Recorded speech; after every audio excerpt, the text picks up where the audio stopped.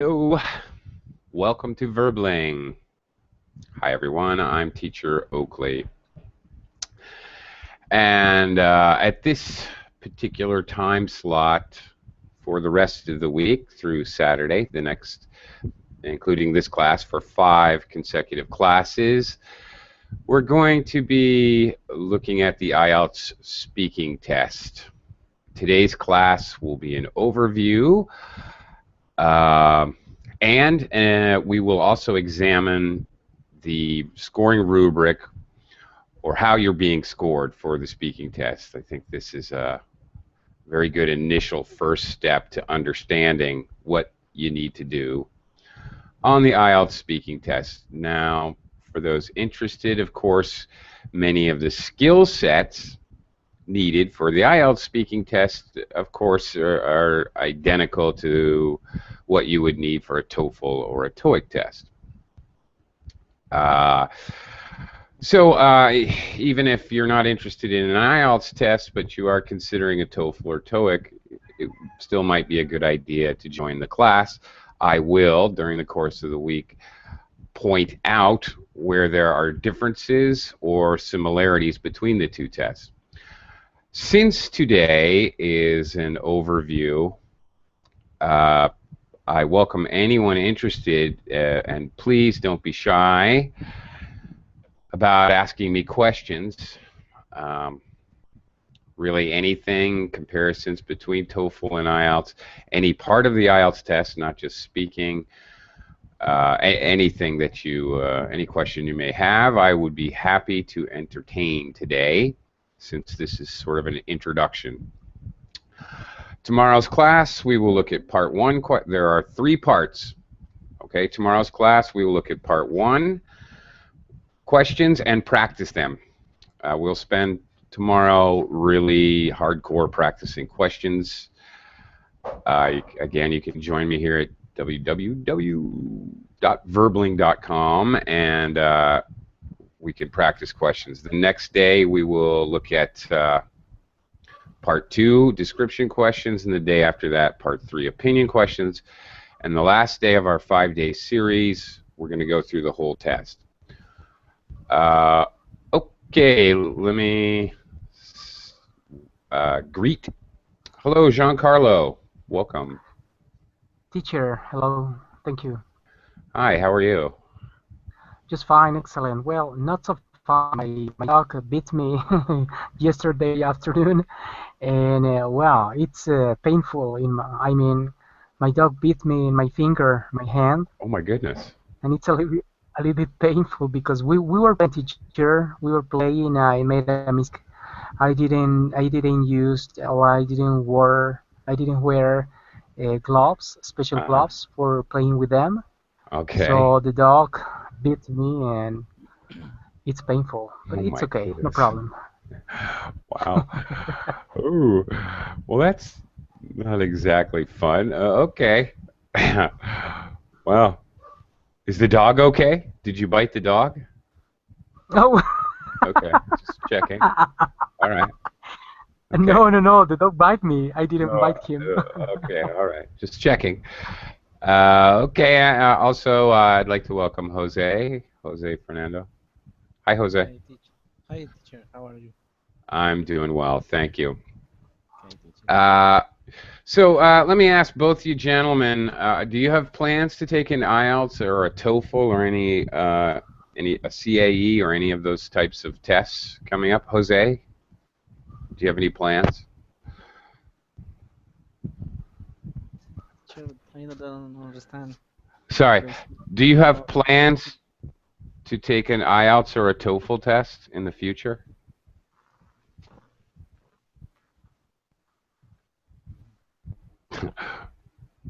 Sorry, maybe I'm not clear. teacher, noisy. Can you hear me okay? The, my communication is bad. It's okay. Okay. Actually, suddenly I could hear you to begin with, but it's very, very low now. I can barely hear you. Hmm. Okay. Giancarlo, how about yourself? Do you have plans to take an IELTS or TOEFL in the future? Yes, I plan to take the maybe the TOEFL or the IELTS, maybe in 6 months more. But Okay. teacher, I am not sure about the difference between the TOEFL and IELTs. I mean, what is the purpose taking the IELTS test? Okay. Excellent question. Thank you. Let's start there. Thank you very much. Well, let me quickly say hello to Raphael. Hi, Raphael. Greetings. Sorry. Hello, how Okay. are you? No problem. I'm fine. Welcome to the class. Thank you. Okay. Giancarlo asked an excellent question, and in fact, I encourage any of you with any questions. I know today's an intro class, kind of, so any sorts of questions related to IELTS or even TOEFL, I would be happy to answer. Okay, Giancarlo asked, what is the purpose of taking an IELTS? Well, very similar to TOEFL. Actually, really, there are three reasons primarily that people would take an IELTS test. First of all, IELTS has two versions. Okay, there's the general training, or GT for short acronym, which is usually taken. People would take the GT, for example, if you wanted to go to Australia on a working visa, like a student working visa. Australia requires an IELTS test, a certain score in IELTS, for example. So the general training test would be taken more work-related. Possibly some companies might even require a certain IELTS GT score. Okay, so work-related, either specifically to get a visa or as to fill, maybe because you personally want to add it to your resume to possibly get a job with a multinational firm, or possibly to work in another country. The other version of the IELTS test, IELTS English test, is called the academic test. Academic, of course, I'm sure you could guess, is usually taken for students to get into university or maybe go on to get a master's, go to graduate school. Usually, obviously in another English-speaking country, they would require either an IELTS or a TOEFL, and more will accept either one. Even just a few short years ago, it was one or the other. They wanted either an IELTS or a TOEFL. Now, it's almost always either one, but one of them. Okay. Mm-hmm. Okay. All right. Primary difference, you didn't really ask, but sort of implied, between IELTS and TOEFL. The biggest difference, of course, is now the TOEFL has moved pretty much completely to the IBT version, which is a completely computerized version. So you're wearing a headset, you have a microphone, and you're being recorded. Okay, so you're not actually talking to someone, you're not actually writing with a pencil. In the writing section, you're typing using keyboard and very basic functions, cut and paste. Okay, cut and paste functions to write. Whereas the IELTS is still a pencil and paper test. So the whole thing, listening, reading, and writing, you're actually writing with a pencil, filling in the answer sheet in the reading and listening, 40 questions with a pencil in IELTS.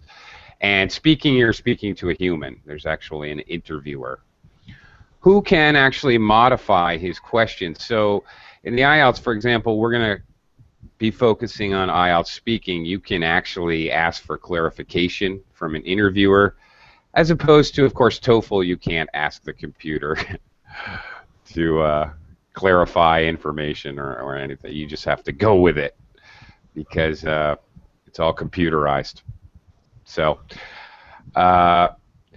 Specifically for the speaking section, of course, depends where you take the test and the conditions, but they can differ. For the TOEFL test, I've heard students complain that they're taking a test side by side with many people. So they hear the other people speaking as they're speaking, and they find it distracting because everyone's being recorded. But the IELTS test, you're with an interviewer, mano a mano, one-on-one in a closed room. So you don't have to worry about distractive noises and other people walking around and things like that.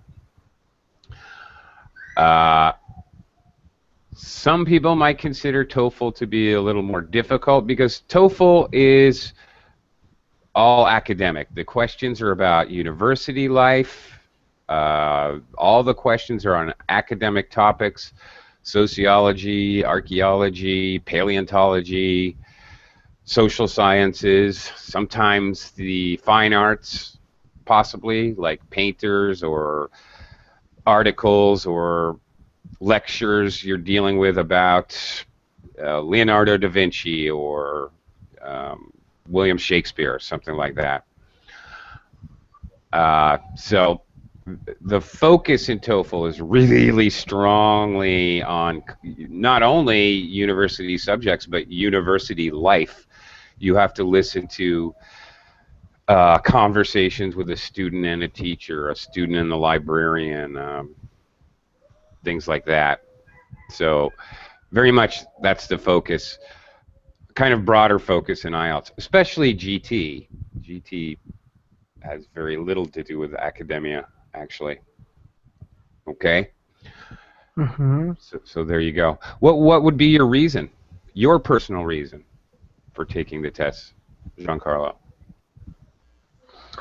Well, firstly, I like to improve my English, but in fact, I would like I don't know what kind of certifications to take first, because I like to teach English here in Mexico, Mm-hmm. but I need to improve my level of English. So I would like you to recommend me which one to take first in order to be a good English teacher. Uh, Maybe I like to travel around the world. I like to travel because you're an excellent one, teacher. You're an excellent one. Thank Yeah, you. and so this is the reason I like to, and in fact I don't know which one to take first, teacher. Hmm. Wow. It's a really tough question. It really depends on your specific goals. I understand. Basically, you're looking to maybe add to your resume or add to your personal English skill. Yeah. So Hmm. that's a tough one. Um, Again, well, in your case, I hesitate to, you know, strongly recommend. Usually, you, the student, okay, you figure out you want to go to university or you want to get a job in Australia. What do they require and what score? So normally, usually people would have a very, not only would they know which test is required, they would know what score is required. In your case, much more generally, frankly, maybe IELTS simply because it's much more the area, the topics, the themes are much more broad English based as opposed to very specifically concentrating on university life with a very Hmm. specific focus, possibly. Um, and you know, to be honest, the IELTS test and the way it's scored actually scores your English skill more than TOEFL, which, well, for example, in TOEFL writing, you know, only one small part of your score is actually vocabulary and grammar.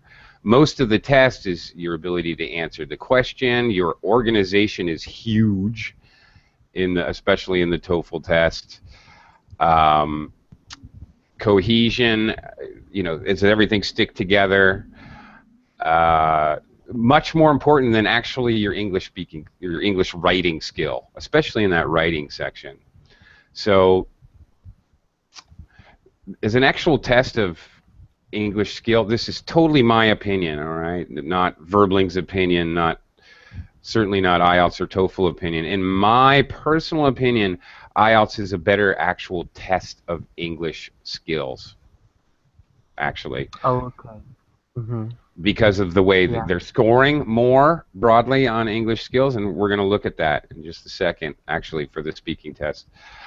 And because of the topics, you need a wider range of vocabulary, and IELTS tests for really practical speaking. Even the academic test, they want to. In the speaking test, for example, which we're going to be looking at, all right, just basics.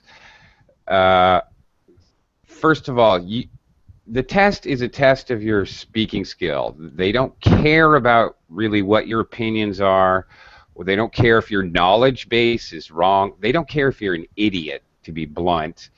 They don't care if you're boring, if you're not an entertaining speaker. That's not what they're testing.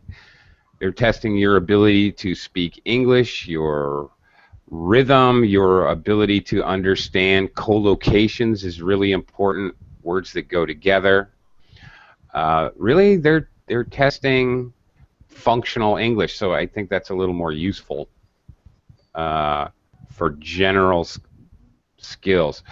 And, well, yeah, okay. I ran out. My brain ran out of. Sorry. Okay. Mm-hmm. Okay. Yeah. Anyway, Raphael. Hi. Hi. How about yourself? Are you planning on taking an IELTS or a TOEFL in the future, or you just? Maybe my English not so good, but I can try speak a little. Okay. Well, Sorry, Joe. but where are you from? Me? I'm Yeah. from the United States originally. And you, Jean? What region? Jean Carlos is from Oh, I Jean am. Carlos. I am from Mexico, Mexico City. Mexico. Oh, no, I'm from Brazil. Brazil. Okay. So last year I went to USA in Fort Lauderdale. Do you know? Yes, I do. Florida. Yeah. And I stayed 1 month for study English. Okay. And it was good for me. It was a good experience. Cool. And I improved my English. And I have plans for next year for go to Australia. But yes, it's a beautiful city. I like Sydney or Gold Coast. I don't know. Okay. But I will plan for next year. But I plan study more because only 1 month is pass very fast. Right. And I plan stay 6 months or 1 year, and I plan study and working too In Australia. in Australia, because Okay, well. I work in Brazil, so I need leave at my work in Brazil and find a new work in Australia maybe. No. Mm-hmm. In this case, you're going to need to take an IELTS test. Yes, a new life. It's actually a visa requirement, actually. Yes. And the visa is my preoccupation, because I need to study and work too. So it's difficult, because when I went to USA, my visa is for tourism. Right, I get it. I totally understand you. Mm-hmm. Easier for...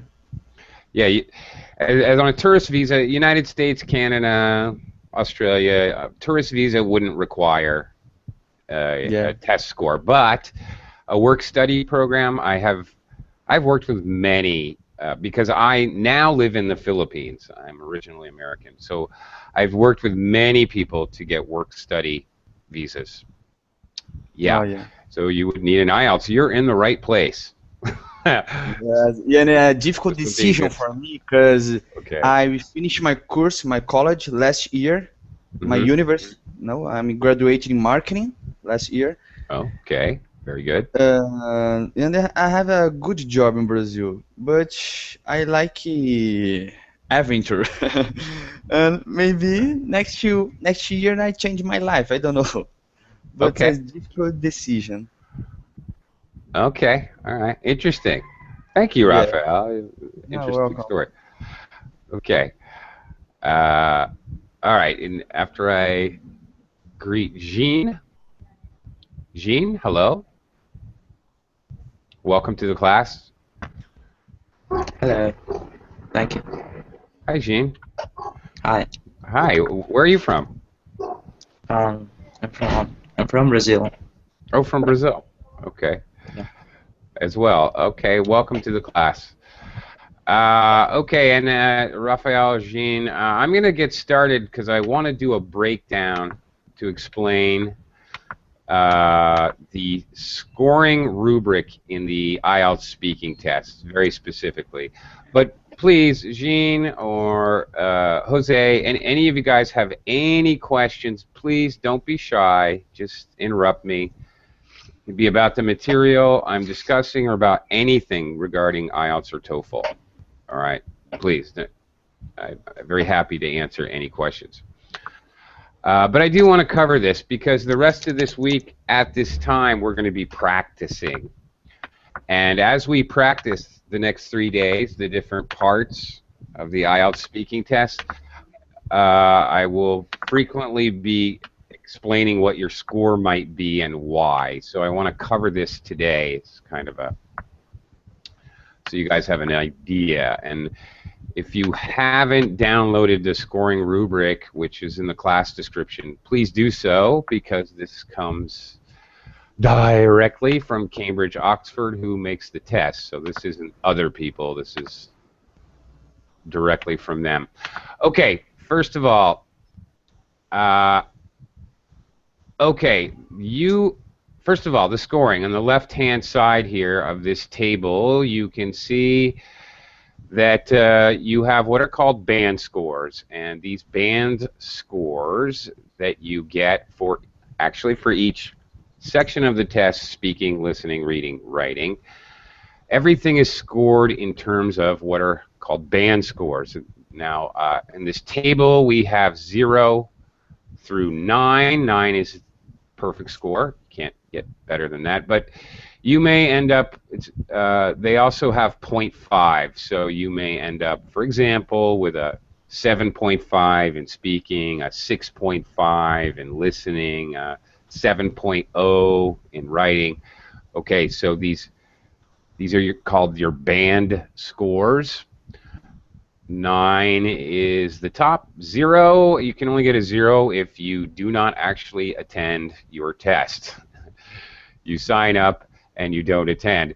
You get a band score 1 if you attend and you have absolutely no English whatsoever. So virtually any human being, if they have a pulse, gets a band score 1.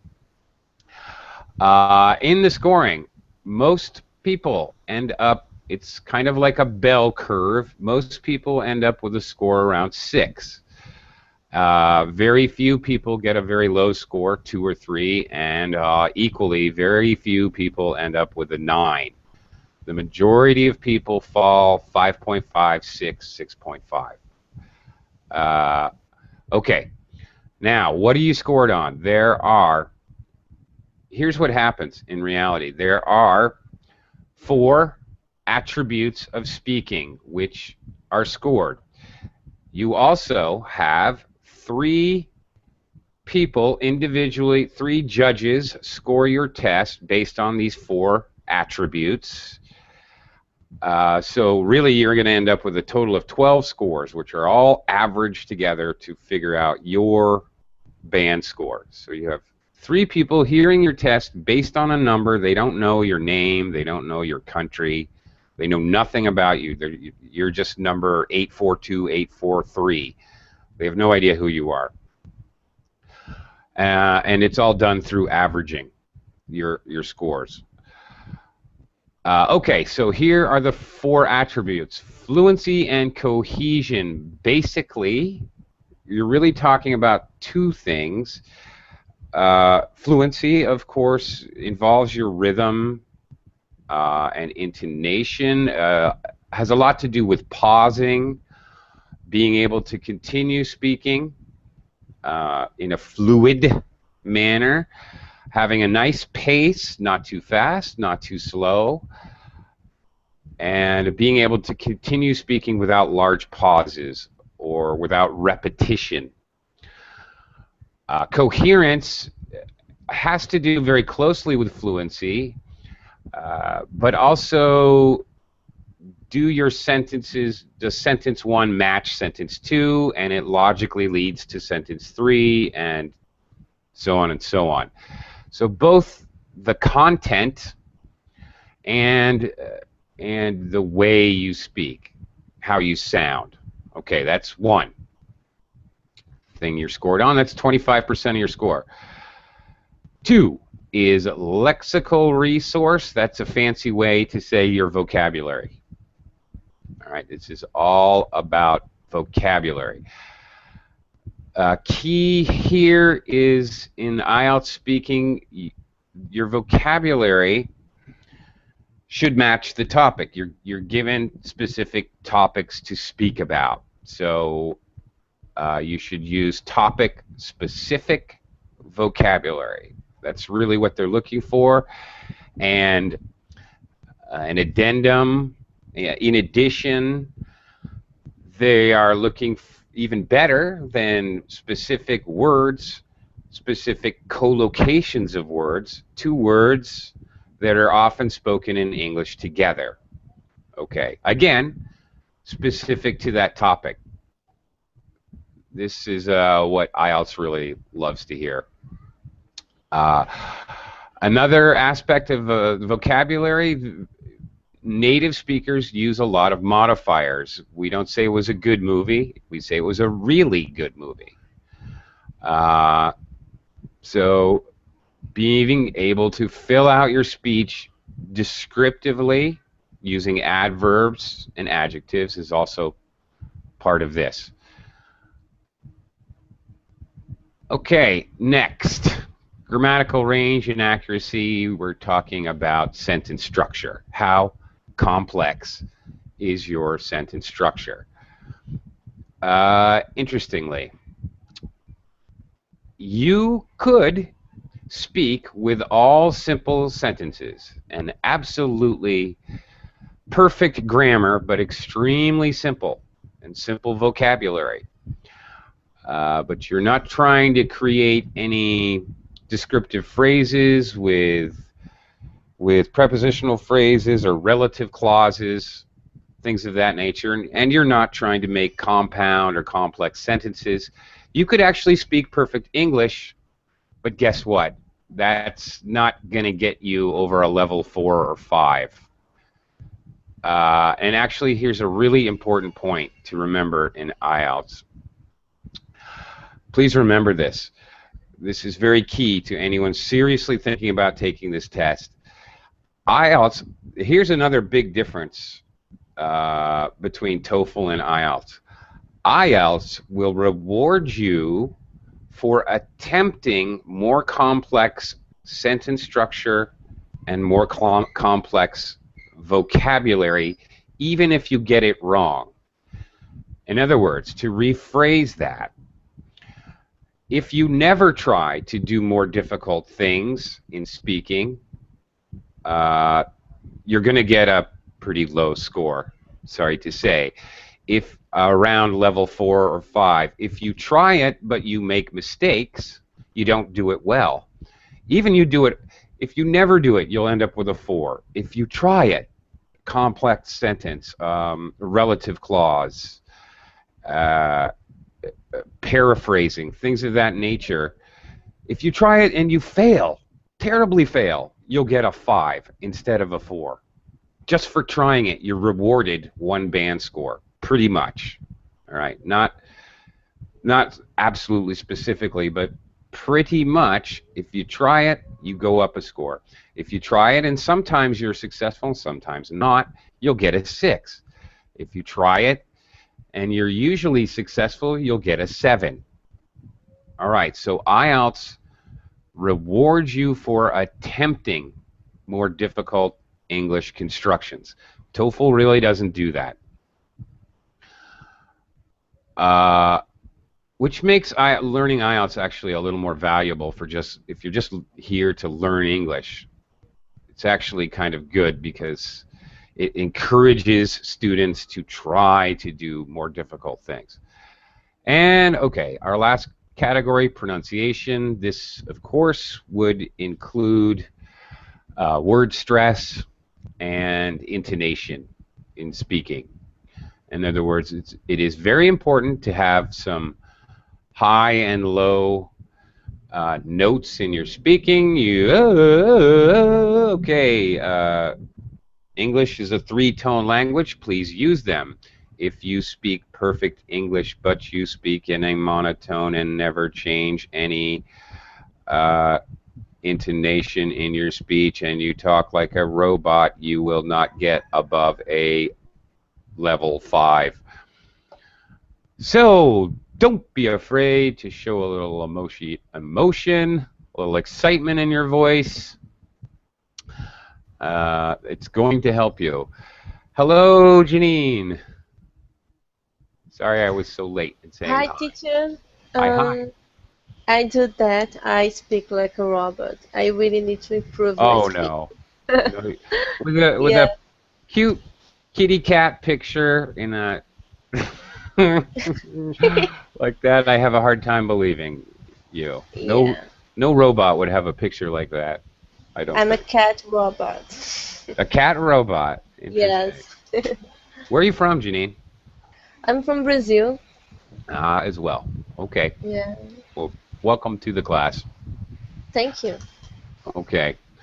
All right. And as you can see, this is straight from the IELTS British Council, University of Cambridge. This brief explanation of the scoring. So I'm not making this stuff up. Okay. Actually, let's take one of these at a time. And the simplest is actually pronunciation. So down here, again, level 0 is if you don't even go. Band 1, your speech is unintelligible. So congratulations, you are band score 1. Pronunciation is very easy to talk about. 3, 4, okay, up here at 4, mispronunciations are frequent and cause some difficulty for the listener. Uses a limited range of pronunciation features. That means, for example, you have no intonation.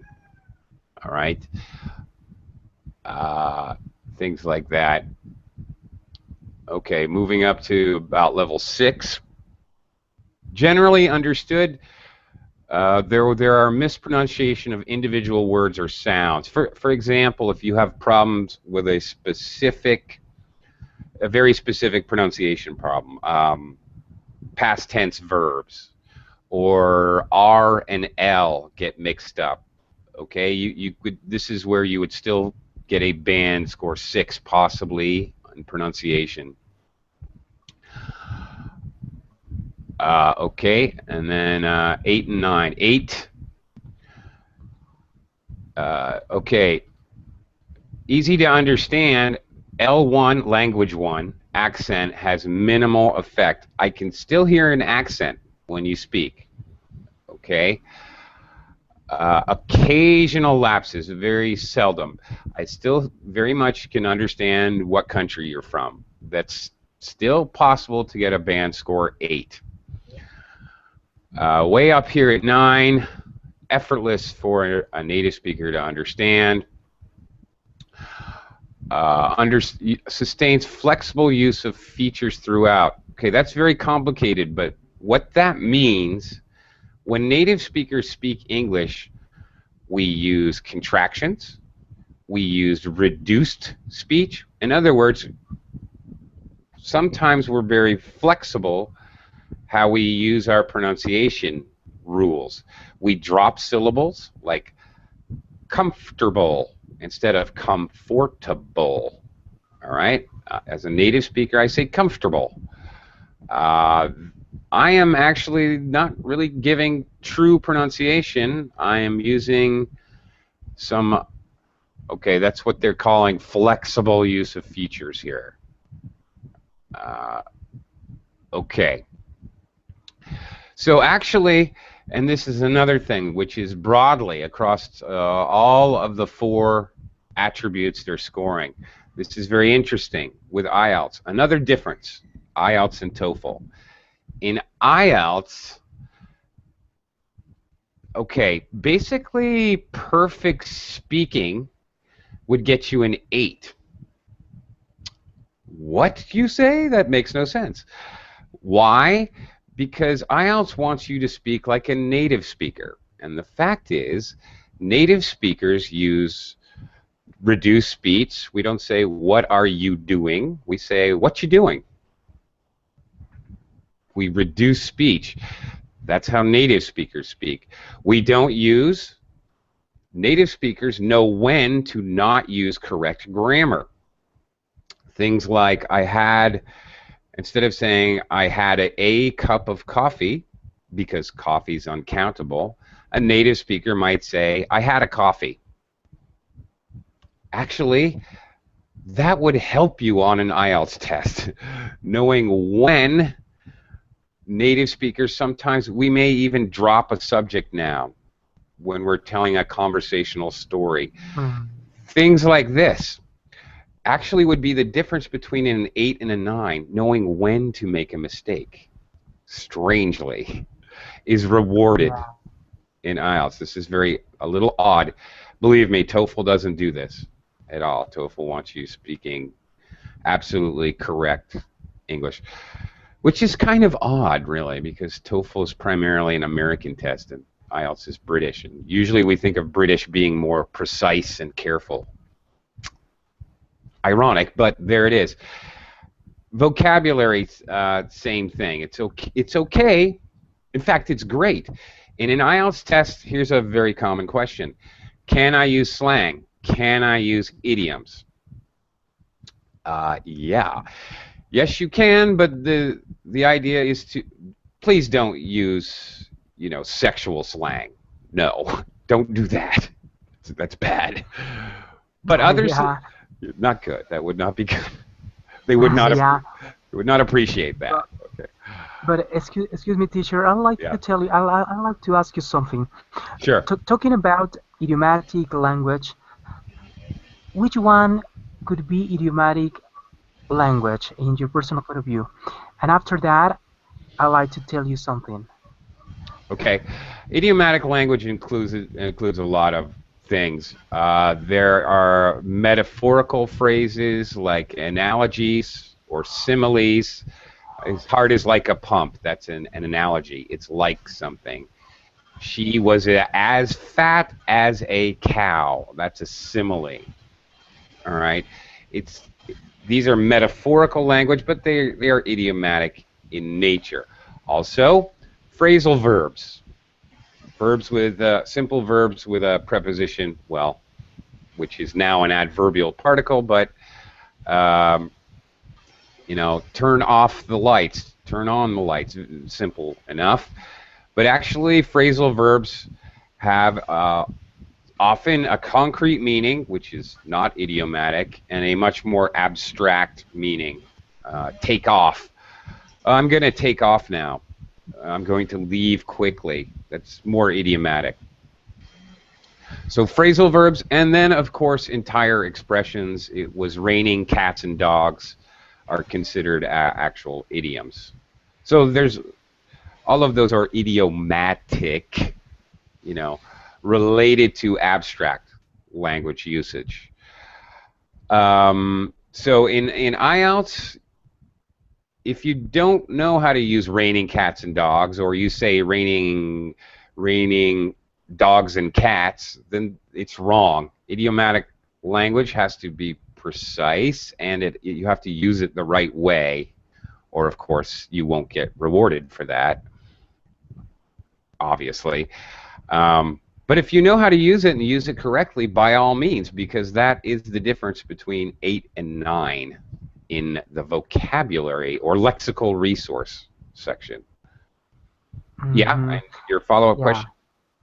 Yes, teacher. So I asked you this because it has been very difficult for me to add this kind of vocabulary into my speaking. For example, idiomatic language, slangs, phrasal verbs, and I don't know if you are with me, but I consider that a person could um, use this kind of vocabulary just living in that country. For example, living in the United States, you can get all this vocabulary because you're living there with American people, with um, all the things that happen around you, they get you all these kind of meanings and all this kind of stuff.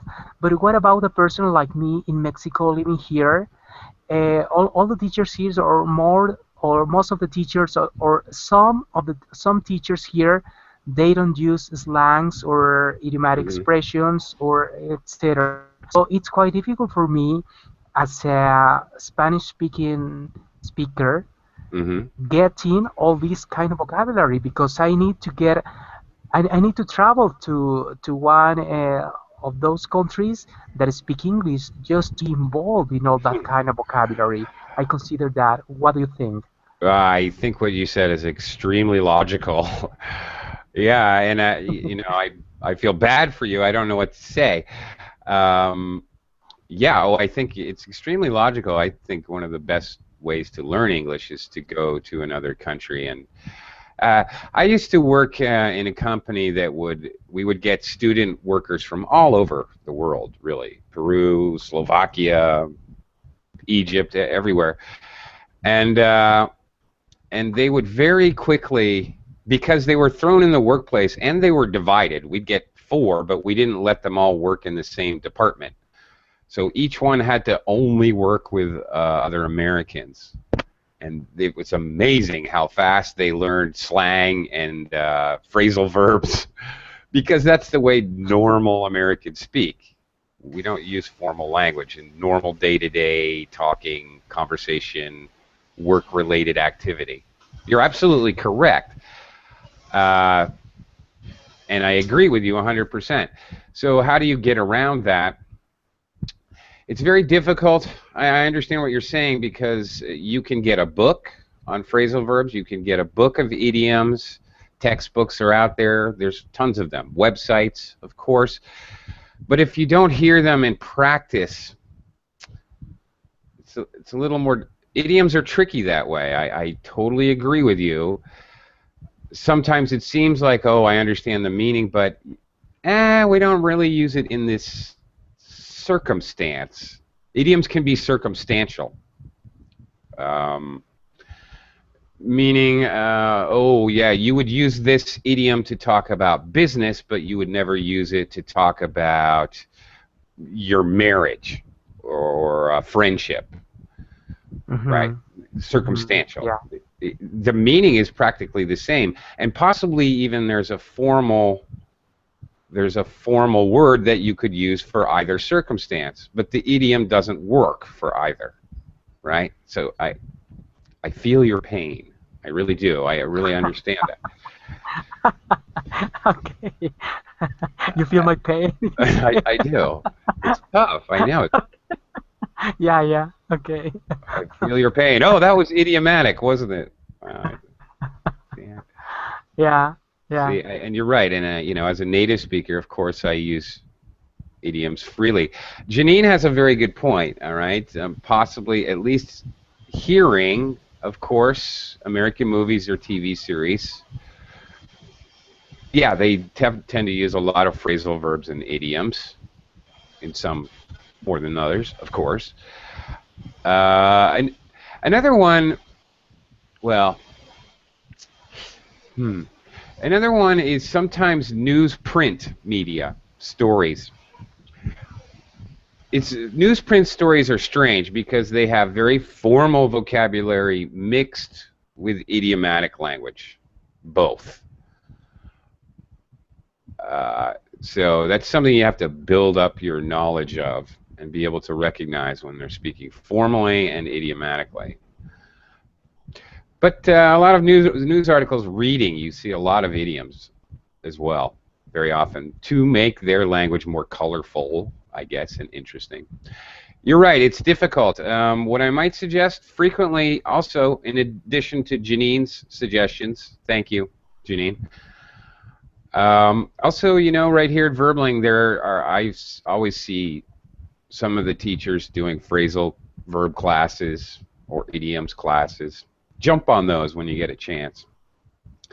I think I'll be doing more of those soon. I haven't done it in a while. Anyway. Okay. Actually, I digress. All right. Let's see. All right. So much for pronunciation and how it's scored. It's a little more straightforward. Looking at grammar. All right. Down here at Band 2 cannot even produce a sentence. All right. If you can't speak a sentence at all, you can't form a sentence. Okay. Level 3 attempts basic sentences, limited success. All right, you guys are all past this. Okay, wait a minute. Makes numerous errors except in memorized expression. Okay, this is something I should talk about since we're overviewing IELTS. In IELTS, not just speaking, also in the writing section. IELTS scores have a big, I don't know, a big pet peeve, something that they strongly enforce, they're very careful about, and that is what they call memorized language. This is difficult to understand. In the writing, it's easier in writing. For example, you'll have a question in writing. You are not allowed, or you'll have material that you're summarizing. You are not allowed to copy more than 3 words directly from the information you're summarizing. For example, there are big penalties for that. It's memorized language or plagiarism when it comes to writing. The same thing in speaking. It is impossible to study for the IELTS speaking test by simply memorizing answers. It's totally impossible because IELTS continuously and constantly changes the questions. So looking on the internet and seeing typical IELTS questions and memorizing an answer would never work because they continuously subtly change the focus of the question. So you would be slightly off topic if you were giving memorized speech, first of all, and secondly, they really, really are listening for what are clearly memorized phrases or sentences, and you will not get credit for them. So it doesn't really work.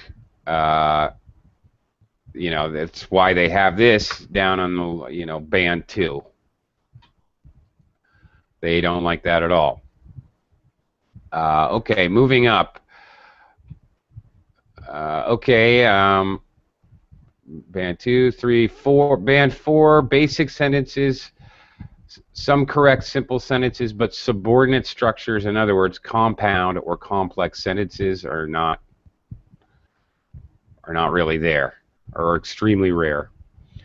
Moving up to 5, basic sentences, simple sentences, or you got that. That's where you're looking at level 5. This is what I was saying earlier. You could speak perfect basic sentences and you would still end up with a level 5. Okay, and here's where they start to reward you for trying different things. More complex structures, but they usually contain errors. Okay, so you're trying more complicated things, but as opposed to 4, where you're just not trying them, subordinate structures are rare, you're actually trying them, you're just not doing very well. Still, you get a better score. Okay, moving up to 6. Okay, you sometimes make grammatical mistakes in more complicated sentences. However, I can still understand, or the scorer can still understand what you're saying. All right. And moving up, level 7, frequent error-free sentences. But there are grammatical errors which are the same error over and over again, perhaps. Whatever that may be. Maybe it's a verb tense problem that continues throughout the speaking. You could still, even though you had that problem, you could still end up with a band score of 7. Now, getting up here near the top, level 8, majority of sentences are error-free, grammatically speaking. Okay, basic non-systematic errors, meaning not the same error over and over, but maybe you make 1 or 2 grammatical errors, but not the same thing over and over again. Okay, level 9 for grammar. Consistently accurate structures, occasional slips. You can make mistakes and still get a band score 9. You do not have to be 100% perfect. Okay, lexical resources is something I have to point out here. Obviously, vocabulary is vocabulary. And again, as I mentioned before, they are looking for topic-related vocabulary, but here is something else worth noting. Band level 3, rarely attempts paraphrase. You guys know what paraphrase is? What do they mean when they say paraphrase? To paraphrase is to give you the same idea. I mean, to give the same idea but in different words, or something exactly. Like that, I think. Thank you. Very good. Ask me a question, for example. Do you play tennis, teacher? I occasionally enjoy playing tennis. All right, I modified it slightly, and then I would go on to explain why I play tennis, or where I play tennis, or when I play tennis, to add details to my answer. But my initial response, just a short sentence, paraphrases his question. That was a very simple example, but basically that's it. Excuse me, I'm sorry. Basically in IELTS, they want to hear you start out with a topic sentence, a very basic sentence which introduces what you're going to say, like I did. I occasionally enjoy playing tennis. That's it. Stop. I don't add because blah, blah, blah, blah, blah. I don't add anything to that sentence. It's a simple paraphrase, and then I will start giving details. All right. So as an example, which is actually quite easy, you know, you're just rephrasing. You should paraphrase. Please do not parrot. If you parrot, you say exactly the same words back, which is not good in English, ever, in any English speaking. Okay, so that's level 3. Level 4 attempts to paraphrase but doesn't do it too well. Okay, and then level 5 generally paraphrases successfully.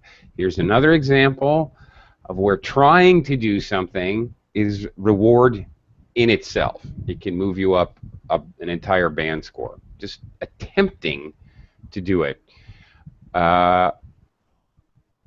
Okay. Again, where are we? Up here. All right, speaking of idiomatic language, okay, now we start to see idiomatic vocabulary at level 7. Uses some less common idiomatic vocabulary, some awareness of style and collocation.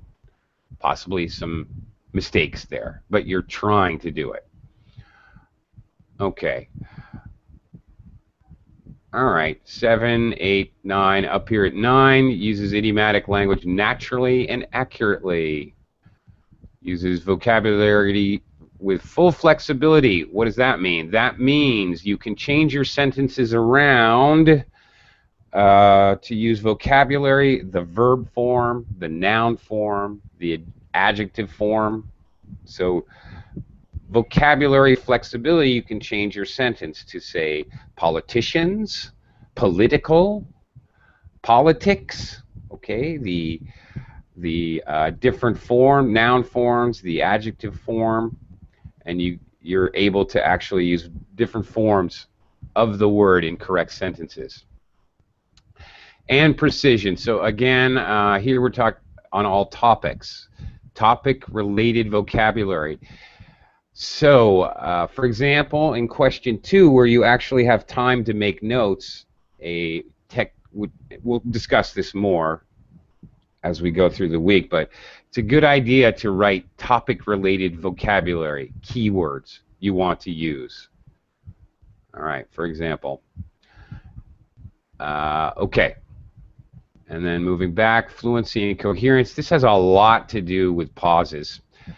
It is very clear to a native speaker the level of a non-native speaker. All right. Somebody with long pauses is clearly elementary level.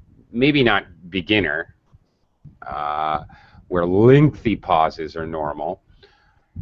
Long pauses sometimes cannot actually convey the meaning. This is coherence. Okay. All right, and as you get better, maybe sometimes there's pauses, repetition. As a speaker improves, instead of long pauses, they substitute repetition. And as they improve a little more, they start to use self-correction, changing a sentence in the middle. Okay. As we move up, very important, discourse markers and connectives. Things like, first of all, and secondly, moreover, as well, in addition, finally, in conclusion, I think, in my opinion, blah, blah, blah, using these, what are called connectives or discourse markers, to organize your speech. This is coherence. Do things stick together? Okay, up at this level, maintains the flow of speech. We're at level 5 here. You can keep going, but sometimes you need maybe self-correction, or you slow down speech to keep going. But you're actually using organizational signal words and phrases to organize your speech. All right. As you do that more and more effectively, you get up here near band 9. Band 9, fluent with only rare repetition or self-correction. Maybe it's still possible, but rare. Hesitation is content related, so you're telling a story and you want dun dun dun, dramatic effect. You know when to hesitate. Okay. Speaks coherently with fully appropriate cohesive features. That's those kinds of subordinators like first of all, secondly. And develops the topic, knows how to give examples, for example, and give lots of information. Okay, any last questions? This is kind of the introduction. Tomorrow's class, practice, practice, practice. The next 4 days.